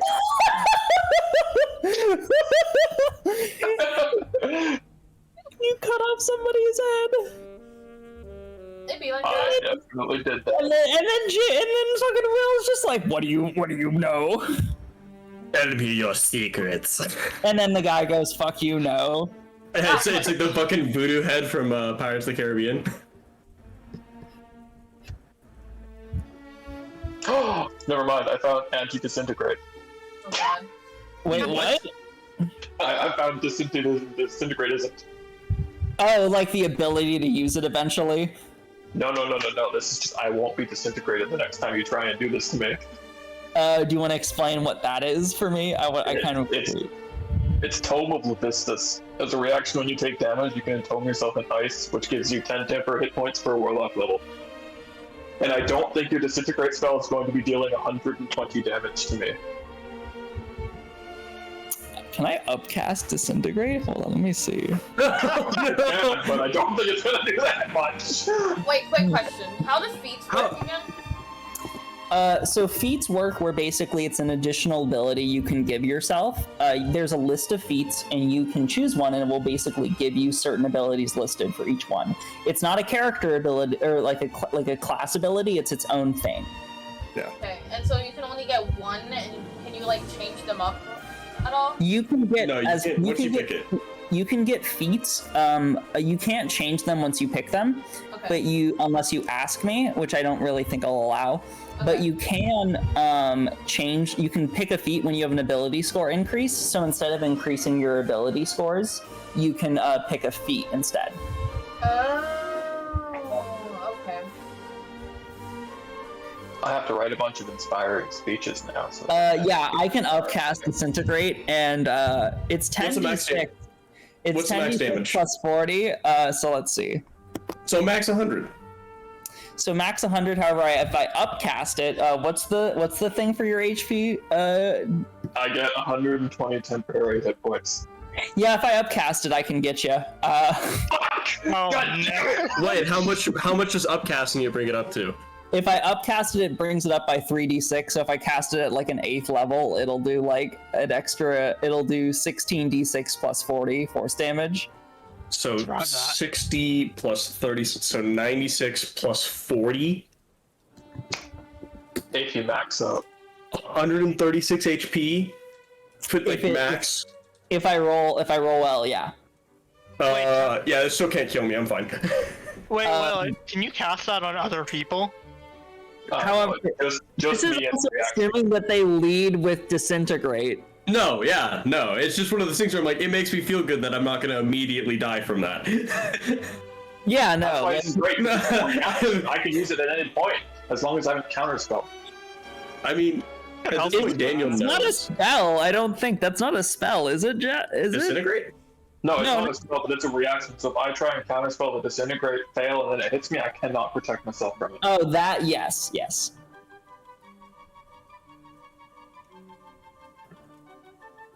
Ooh. Wait, so do you want to know how much HP I have, Daniel, or no? Sure. Do I want to give away that information or not? It's not a question of, you do have to tell me. Why? Because if you don't, He'll you'll use it pay against for you. it. Oh, no. I'll just have Elvandra target you and only you. He will like use it I know against your you. HP one way or I'm another. No not matter the which tank, way. like, what do you mean? Sure, you're a tank. However, a tank can only take so many hits. And I'm sorry to tell you, but you're a tank in a melee level, not at a mage casting Yeah. dexterity saving throws at you. What do you mean? That's literally like one of my proficiencies. Yeah, that's literally- your HP. 174. Okay. We figured out that I actually had, like, before I leveled, I had more HP than Grog did at level 12. Oh, nice. I had like 7 more HP. Nice. You'll have a lot of HP when you level up further then. Yeah, well, I mean, I literally, the whole point of me getting the amulet and taking the tough feat, I increased my HP by like 50. You really are going for the please don't kill me route. I'm invested in this character. That's fine. I'm not planning on just slaughtering you immediately. I know. I mean, it wouldn't be immediately anymore. Cast disintegrate. We've Well, gone look. through 13 levels. I honestly think at this point, if you wanted to kill any of us, it wouldn't be that much of a surprise. Yeah, we'd be dead. If you wanted to TPK, we would have TPK'd. I don't plan to kill you guys. I might plan encounters that are difficult. The Elvandra fight you guys had was not balanced. No, not one bit. That shit was so. If Alex wasn't on our side, I would have died, 100%. And also, any of my counter spells have failed. We would have been fucked up so bad before it even started. have had to balance encounters for Alex being there. However, that encounter entirely depended on whether Alex would go with you guys or not. Because if you tried to fight Elvandra and Alex joined her, you would have had a very bad time. No, we would have Yeah, it died was straight awful. up. Like, unless you decided to like not have us die, we would have died straight up. 100%. If Alex switched sides, I think more Okay, I don't decide whether you guys die or not. Like, that's not a thing. I don't have agency over whether you die or I mean, not. technically, you can just you have- smudge the rules a little bit. No, but I mean, like Daniel, you know, Vorbor would have he would have fought to the death. I mean, yes, but So it's like, yeah. what I am trying to mean is that I don't want you to feel like you don't have agency over your Oh, yeah, no, I know. ability to stay alive. We do it as a DM's rapport thing where jokingly it's like I could kill you whenever I want, but I Yeah, I really know. couldn't. Because unless I want to break the entire narrative structure and throw a Tarrasque at you guys, I'm not gonna kill you. Yeah. I can be nice, but I'm not gonna kill you. Unless you cast disintegrate. I will say that Elvandra did go for the kill there. She was mad at you. No, Alondra was gonna kill Thomas 100%. You not only ruined her ability to get Alex to come with her, but you were just pissing her off. So she proceeded to cast Disintegrate, and you I survived. cannot believe that somebody found Thomas annoying. How could that be? Mr. Fishman was about to be filleted.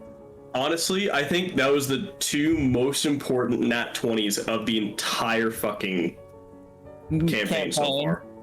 That wasn't even a nat 20, I don't think, was it? No, he got a nat 20 on the persuasion nat 20 on the to convince persuasion? him. Perception check was a nat 20, so I had an 18. Oh yeah, that was nat 20 Yeah. for the perception Nat check. 20 the perception, and then he nat 20 the persuasion to convince Alex to stay with us. He did basically convince Alex. Oh, what the fuck? Hold on, sorry, I'm reading a housing thing. You're good. Okay. Yeah, so I don't know. I don't know what's gonna happen with you guys. I have plans of like what is happening in the world and how you guys. What's going to happen is death. We're going to go into our next fight. Blank's going to use his cool new item and cast Power Word Kill on the entire party in one go. I mean, here's the thing. Like, I'll show you. Like, the benefit of Blank's new item is that he has the ability basically to tap into his wild magic at will when he uses it. It lasts for 10 rounds when he does it. Sorry, quick question. Yes, so that's about 10 the rolls on the table. Quick question about the item. Do I have to be wearing it? No, Or it's have not. it on my person? Well, yes, you need to physically have it with you. It just doesn't need to be attuned. Okay, second question. Is it technically a gemstone? It God. is an arcane item. Why are you asking if it's a gemstone? Out of this shit. What is the I- reason asking that? Yeah. Can I make it my homunculus instead of the other gemstone I have? Just then build have it into on your my shirt? fancy arm so you can have it like No, the Infinity Gauntlet, but it's just one gem. Oh yeah, no, that's my secondary plan. Because if you did that, you would be burning the gemstone. Oh, okay. Because you can I'm pretty sure you can kill a homunculus and then you have to bring it back. I thought the gemstone doesn't disappear when Let the me thing see. dies. What is the spell? Create homunculus, right? No, it's not a spell. It's part of the. I'm gonna take off though, guys, so I'll talk to y'all later. See you Bye, later. Jeff. Bye, Jeff. Bye, guys. Let me see real quick. If you or the homunculus dies, vanishes, leaving the heart in its place, and the heart would be the gem or the crystal. Oh, interesting. I'm gonna say, unfortunately, no, you can't do that. Okay, that's fair. But yeah, I'll say like, yeah, so like the mod magic table that you would be using, for example, the one I just rolled was target asserts that no one nearby really exists, is like a thing that can happen. Oh, that's funny. Or, That'll be powerful, actually. or let's see. Next successful attack upon caster knocks him unconscious. or let's see. Kinda bad. Here's another like the options are in various. Yeah. And the wild magic just goes. Targets arms spots to arms spin like propellers until it's hit by magic. Let's see another. Is there one that like just like spawns a A helicopter? solid 500 of them that just teleport you to random places. Target must carry a blade at all times that has never drawn blood. Another. Probably- What happens I if would that have to doesn't have a lot happen? of- Let's see. I mean, to be fair, I still have 10 daggers, of which 8 or so Yeah, are you not. still have some daggers on you, so you're good there. Next, opened by caster restores him to full hit points is another. That one would be nice. Another is, let's see, caster thinks that the target's death will cause the apocalypse. That would I fucking- kill this random card at this contact. that would really suck if you look at Epis and think that, and then you're like, shit, now I can't. No, I can't kill him. I can't leave him alive. Some people won't care, though. Well, some people won't care if the apocalypse occurs. Yeah, I mean, I guess that's up to blanket. That would be up to your character if you care about if the apocalypse happens.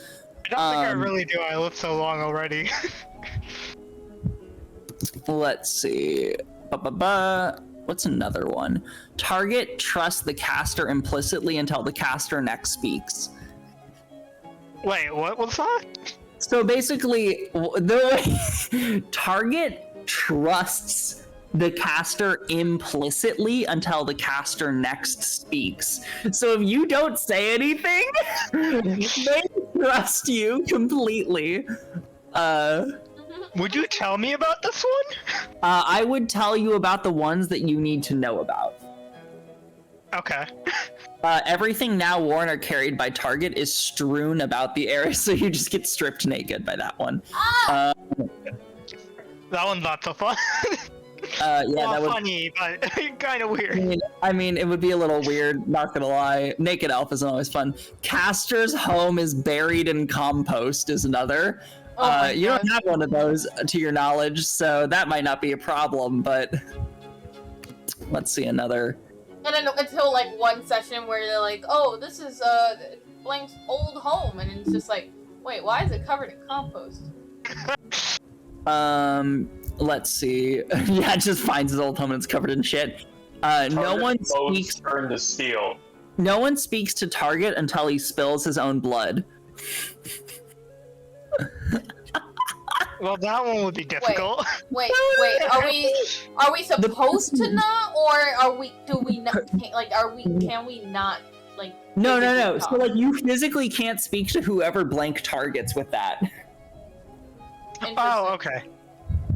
So like, let's say Epis, like, you targeted Epis. Alondra can't talk to him until he cuts himself or something. Oh shit, that's funny actually. That would be great. That would be actually really great.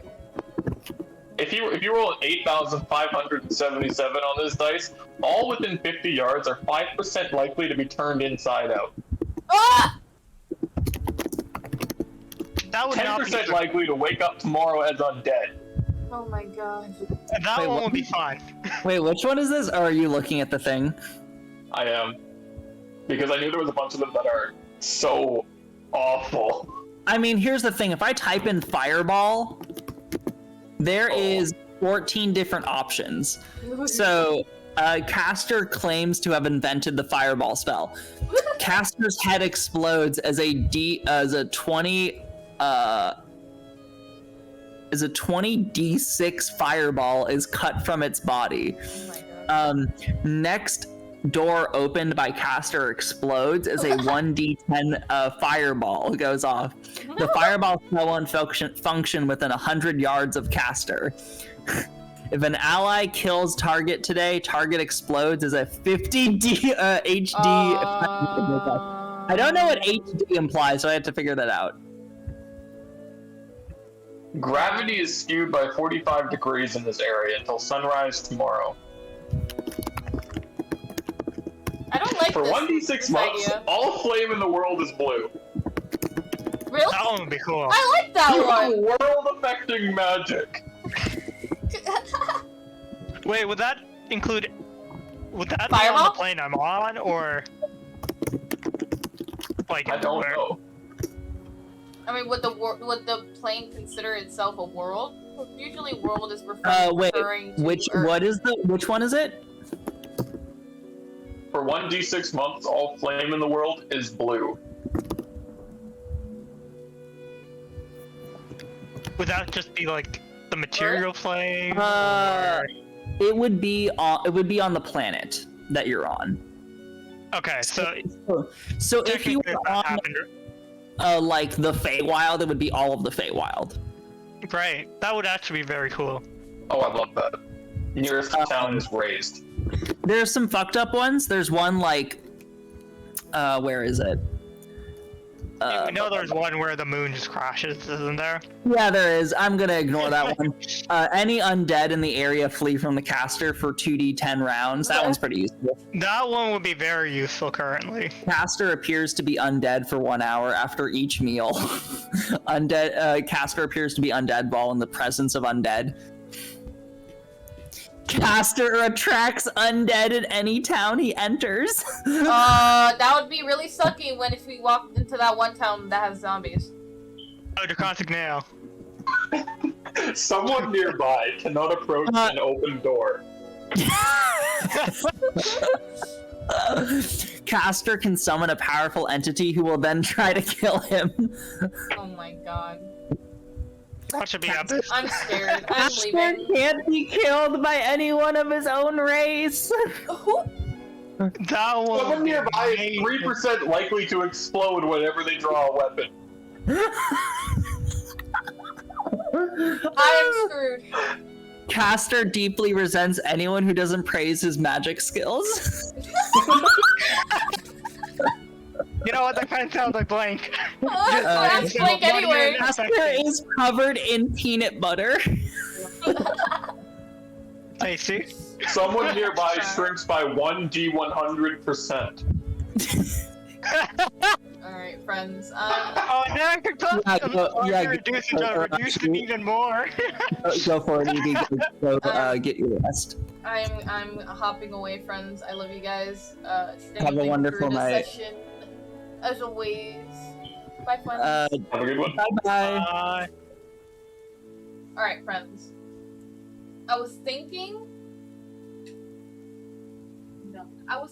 of playing another game, I'll be honest, but at this exact moment, I don't wanna.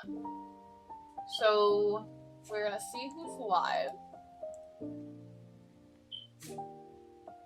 Looks like Red just started, so we're actually gonna do that. Alright, friends, we're gonna listen to a little bit of music. We're gonna call it, and lurkers, I appreciate you coming in, lurking. I love you guys, appreciate you guys, and all of the above.